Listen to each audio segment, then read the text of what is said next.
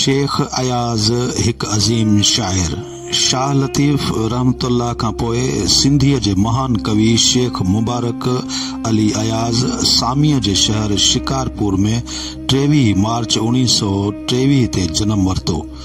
Matric ताईं तालीम शिकारपुर मां ई हासिल कयाई, जॾहिं त कॉलेज तालीम MA ताईं कराची जे DG सिंध कराची मां पास कयाई। LLB पास करण बाद कराची ऐं पोइ सखर में वकालत जी प्रैक्टिस कयाई। शेख अयाज़ सिंध यूनिवर्सिटी में वाइस चांसलर भी थी रहियो। शेख अयाज़ सिंध जो उहो अज़ीम शाइर आहे जंहिं सिंधी शाइरीअ खे अवामी रंग बख़्शियो। सिंध में तरक्की पसंद तहरीक जो बुनियाद विधो, शाइरी खे सुजागी ऐं शऊर वधाइण लाइ वसीलो बणायो ऐं पंहिंजे गुलाबी गीतनि सां इनकलाबी तराननि सां सिंधी समाज के नई सोच ॾियण जी तहरीक शुरू कई। शेख अयाज़ शिकारपुर मां इनकलाबी रिसालो अॻिते कदम शुरू कयो, जंहिंमें इनकलाब जो पैगाम हो, समाजी तब्दीलीअ जो सॾु हो, हिरासल ऐं हीसियल अवाम के सबक हो त हू पाण में इतिहाद पैदा करे हिम्मत ऐं हौसले सां जागीरदारी समाज जूं दीवारूं केराए पट करे। अच अच त मुक़द्दर बदलायूं, अच अच त खुदा खे ॿुधायूं, अच अच त नई जाग जगायूं, टकरा इन्ही खे जो रोके, घबराव न अॼु सीनो ठोके। संदसि शाइरीअ जो पहिरियों मजमूओ भंवर भरी आकाश 1962 में शाया थियो।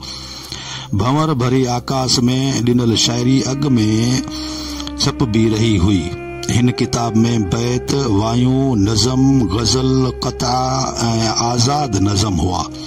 उन्हनि सभिनी सनफनि खे शेख अयाज़ रिवायती अंदाज मां कढी नओं रूप ॾिनो, ख़ासि तौर गज़ल ऐं बैत खे नओं असलोब अता कयो। हीअ झुरणे जी झांय ऐं ही बाख बसंत जी सारो आलम भाए वञी वियो राग में।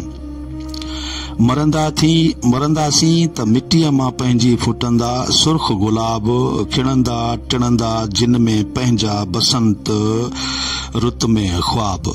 भंवर भरे आकाश के पाकिस्तान राइटर्स गिल्ड तरफां इनाम मिलियो ऐं उन वक़्त जी हुकूमत 1964 में ज़ब्त कयो। ॿियो किताब कुल्हे पातुम किनरो हो, जंहिंखे बि संदसि नसरी किताब जे काक ककोरिया कापड़ीअ सां गॾु 1968 ईस्वी में ज़ब्त कयो वियो।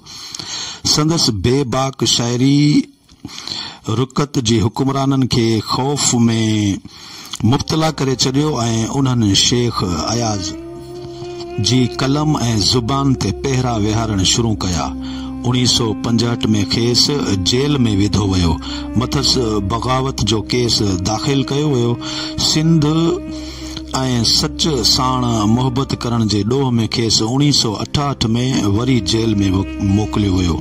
ही उहो दौर हो जॾहिं सिंध जो नालो वठण बि ॾोह हो ऐं अयाज़ वॾे वाक पे चयो, सिंधड़ी तुंहिंजो नाव गिधुम ॼण कारी हर ते पेर पियो।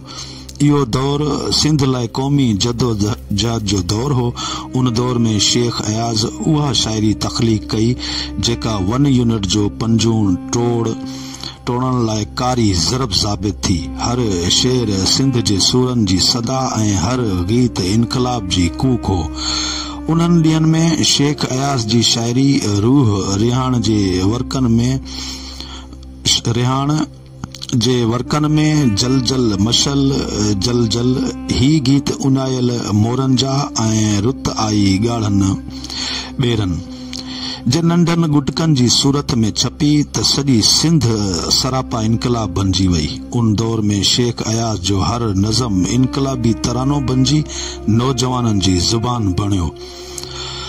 मां तोखे गीत ॾियां ऐं धरती, तूं मूं ते ज़ंजीर विझी।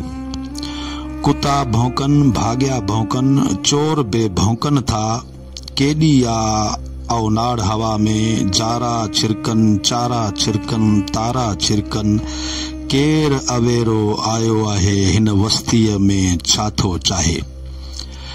ऐ कौम ॿुधाया थे किसा काल तोखे मूं तकदीरनि जा अॼु बाग़ी बाग़ीअ जे सिर थो ताज ॾिसां ताज़ीरनि जा। अॻिते हली उन्हनि टिनी नंढनि गुटकनि खे गॾे हिके किताब विजूं वसण आयूं में शाया कयो वियो। उनखां अॻु 1970 में के जो बीजल ॿोलियो छपियो, जंहिंमें सिंधी शायरी में मंज़ूम ड्रामा दोदे सुमरे जी मौत ऐं रनी कोट जा धाड़ेल शामिल हुआ। इहो सिंधी शायरी में हिकु नओं तजुर्बो हो। उहे ड्रामा क़ौमी जदोजहद लाइ वॾी उछल साबित थिया, जंहिंमें गेदी थी ज़िलत जी ज़िंदगी गुज़ारण खां इज़त ऐं वक़ार सां मरण जो ॾस हो, मौत सां अखियूं अखियुनि में मिलाए जीअण जो ॾस हो।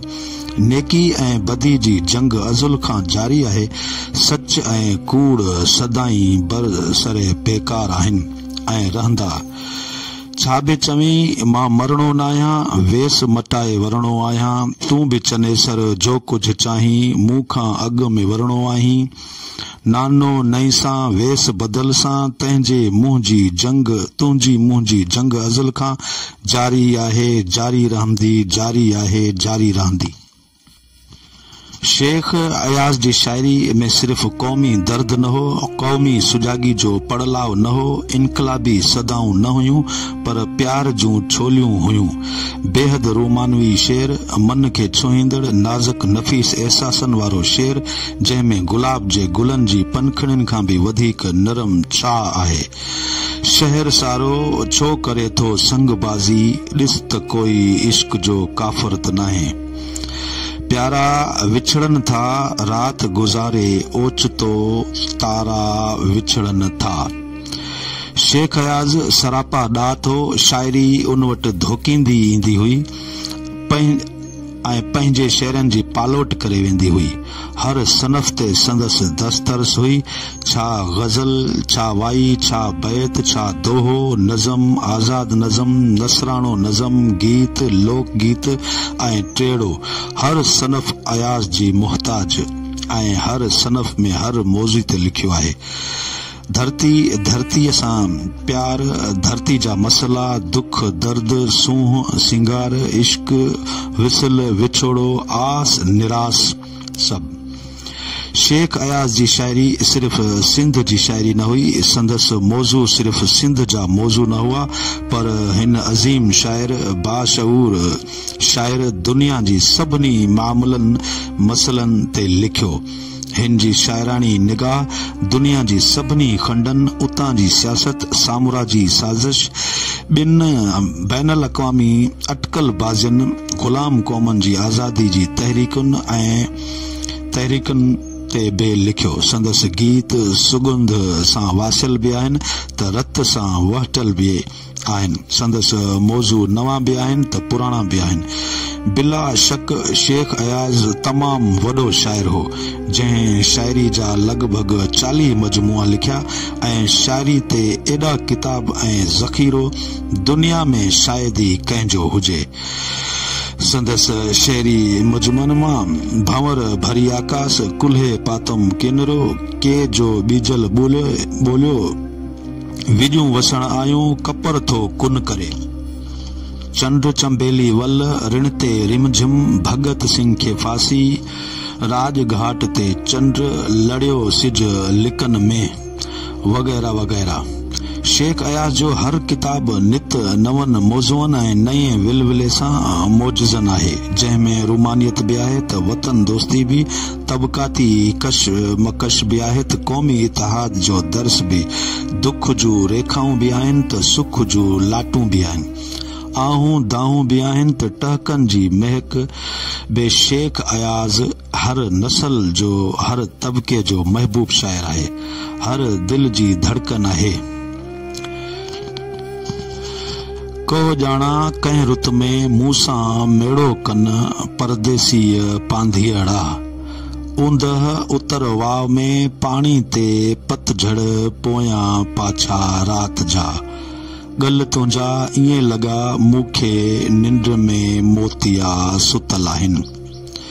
शेख अयाज़ शाइर जमालियात हो, हुन जी अख इंसानी उज़वनि ऐं जज़्बनि जी अहिड़ी अक्कासी कई आहे जो जीव झूमी थो थिए। सिज जी तेज़ काई कुहाड़ी हुई, मूं उतर में ॾिठो तूं त लाड़ी हुई। हू जे सिंगनि वांगिया ॿिटा चोटा कन, ॿीजा खणी बाख में बनियन ते ॿ कन, परियां ॼण त लॻन पननि टारियूं मींहं में। शेख अयाज़ सिंध जी हर शइ खे पंहिंजी शाइरी जो मौज़ू बणायो आहे।